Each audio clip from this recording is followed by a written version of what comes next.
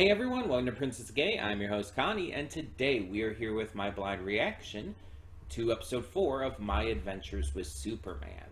So yeah, I'm excited to get into this. Been enjoying the series so far, and I'm excited to see what more of this has in store for us. We have a lot of villains that are still being promised in the opening. We have just a lot of cool characters already. I'm really liking Lois. I like Clark. I like Jimmy. Perry, not so much, but I don't think you're supposed to, at least at the moment. I'm just wondering what other kind of stories they're going to tell with this, what other kind of things they're going to do. And hopefully we get some really good shit. That being said, the dog is being weird. You might notice it's quite dark. That is because it is storming outside, like really badly. So if you end up hearing any thunder or whatnot, there's been some pretty loud thunder. It seems to have calmed down in terms of that, but it is still like raining like crazy out there. But that means dark cloud cover, which means, yeah, hard to see. So I have my ring light going, and we should hopefully be fine. So yeah, just letting you know that ahead of time, it's not for any ambiance or anything. It is just because of the weather. And it sucks too. Storming and still really hot. It's like bad combination. Hate that combination. Because it's like I'm sweating. I'm sweating inside. That's how hot it is. That's how hot it's been lately. But anyway, enough of that. Let's just get into this and hope for the best. So when the screen fades to black, pause this redirect and go to the description below. Follow the link to the reaction, and after you watch it, come back here to the redirect and resume play.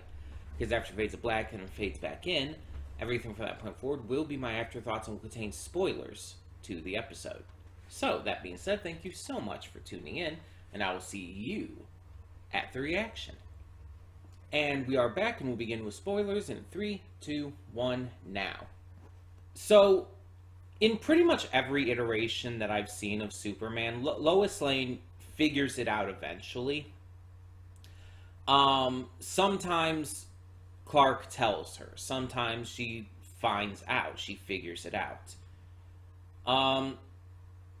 This instance is the latter. And I like the way she does it, because this Lois is, like all Loises have tended to be very investigative, very strongly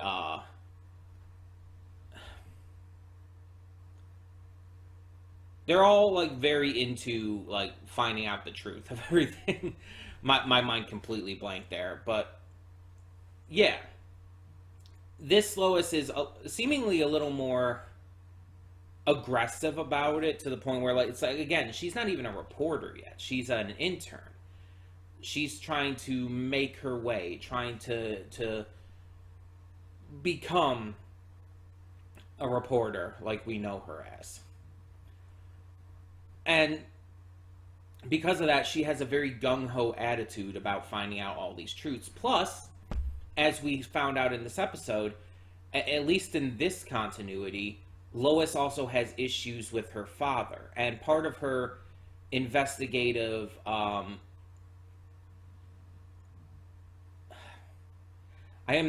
words are not working for me right now. Part of her obsession with investigation stems from the fact that her father would always hide stuff from her. And even after her mother died, it's like it was still, he was still very secretive, and she never felt trusted. She never felt loved because of it. Which, honestly, completely fair. I don't blame her for a second for that.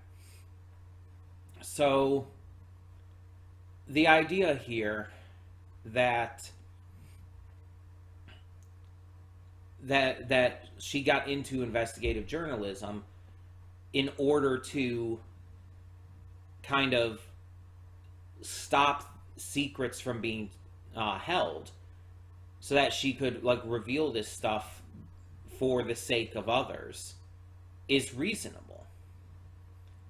She is so basically done with being lied to and having things hidden from her. Lies by omission are still lies. And it's perfectly understandable. So at the end here, we see she sees the thing in Clark's pocket, which she clearly forgot about, and she puts everything together and comes to realize that Clark is Superman. And it's very clear that she's in disbelief about it, but at the same time, I think that's going to turn to anger. Simply because of what she told Clark in this episode. I think she's going to be angry at him for not telling her. And honestly, I would not blame her for that. You can always look at the entire secret identity thing. Oh, is it right for them to keep their secret identity as a hero hidden from their friends and family and stuff? Is that right? And there's always arguments for both sides. Some people say, like, oh yeah, they have to for their protection. And then others are like, but they're lying and they're keeping secrets and they're and it would be better if their families and friends knew that they were doing this so they didn't have to worry about them and wonder about them all the time. And there's various arguments made on both sides. I myself, I can see both sides of the argument, but I think that the entire secret identity thing, like keeping it a secret from everyone, is kind of old-fashioned. Like, I get the idea, but there's at least some people in your lives, in these heroes' lives, that they should tell.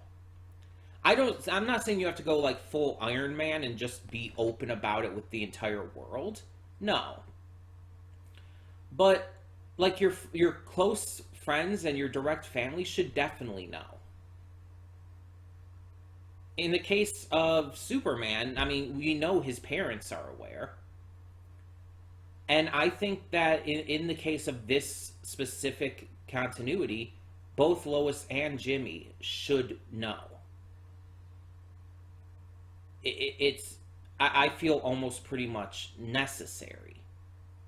Especially with the fact that he seemingly keeps disappearing and scaring them because they're always worried about where he went and what happened to him whenever Superman shows up. So, we saw in this episode, though, he was about to tell her. He was genuinely about to tell her until he basically got interrupted. And I think that he very much needs to come clean about this. Like, she deserves to know. And I don't know if she actually is going to get angry, but I could very much see it happening, and again, I wouldn't blame her. So, we also had this episode introduce parasites, but also, like, Amazo as well, because, let me bring up the info here, if I can quickly get it up. Actually, you know what? Screw using the computer, I have a phone. This will be faster.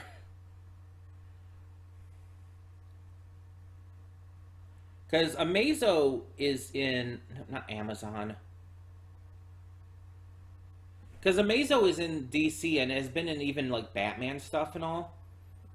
Amazo is like a robot.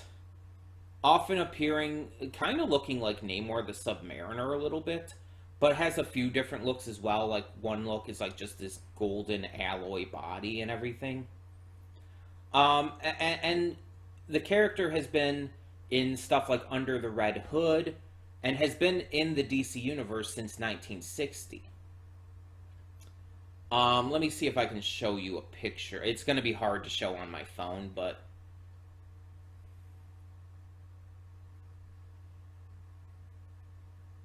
I'll try. Yeah, no, it's not going to... Yeah, you're not going to be able to see it, but... That is the one downside to using my phone instead of the computer.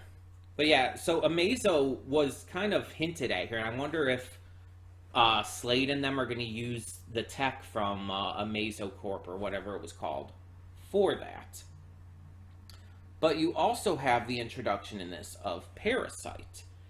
Yeah, and Parasite is normally shown as like this just purple being with some like markings on him. And yeah, it's just very different because a lot of times it's very monster like and like, you know, alien like. Um,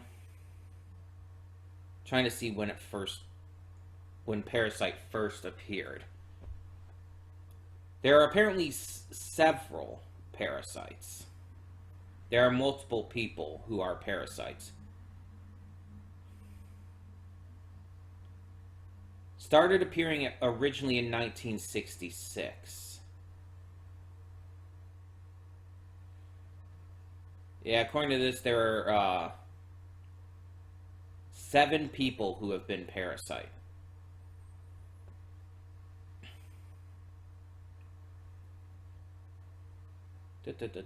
Was even in an episode of Smallville. So that's fun. Was in Supergirl. I'm trying to find it here. So the version in the New Adventures of Superman was an original incarnation. The Raymond Jensen incarnation was in Young Justice. The one in Justice League Action was Rudy Jones.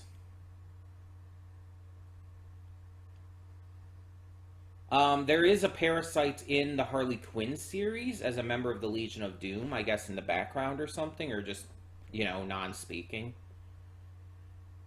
And then the one in My Adventures of Superman is an original with Dr. Anthony Ivo in it, in which it's more of an armor.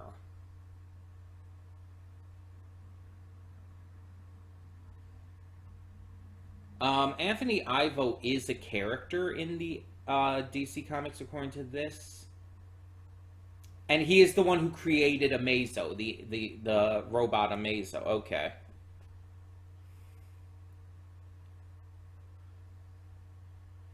So that makes sense on why it was called Amazotech and everything.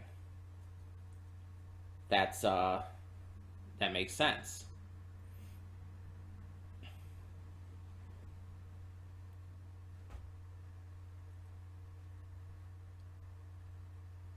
So yeah, it all kind of connects. It was an interesting fight as well with Ivo using the energy absorption. It was, I feel, a little too easy because I mean, yes, the suit was mentioned to be like powered by the energy absorption as well, so shutting off the energy field that they were under, and as well as Superman just refusing to give him any energy. It's like, I guess that would make the suit like not work, but why did it make him like, why did it shrivel him? Like, I guess I just maybe don't know all like the ins and outs of it, but it's like it literally had the opposite effect. Instead of just not powering the suit, it caused the suit to kind of crush in on itself and destroy this dude's body. It was insane. And again, it's like, it seems a little too easy to defeat him. I don't know, maybe that's just me. But I guess with it being a completely different kind of incarnation of Parasite, I guess that makes sense. So as we're seeing, all the villains that we're seeing in this so far, between Parasite, between the 3 in the last episode, everyone we're seeing seems to be connected to Slade, and who I assume is Waller and everyone there. Even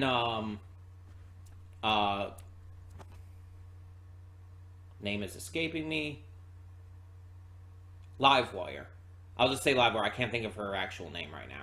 But even she ended up getting like kidnapped by them. She wasn't working for them initially, but yeah, it's really interesting. So it seems like they're the main bad guys, and they're like setting up everything. I kind of talked about that last time as well, like with the fact that the three kids got the tech from them and all. It seems like I don't know if they're just trying to study Superman, or if they have some other plans here with it all, but I am really curious as to where this is going to go, because this is really genuinely interesting. Either way, I am definitely excited to see more of this. So, yeah. In the meantime, tell me in the comments below, what did you think of this episode? So, yeah, I'm Connie, and for now, I'm signing off. See y'all next time.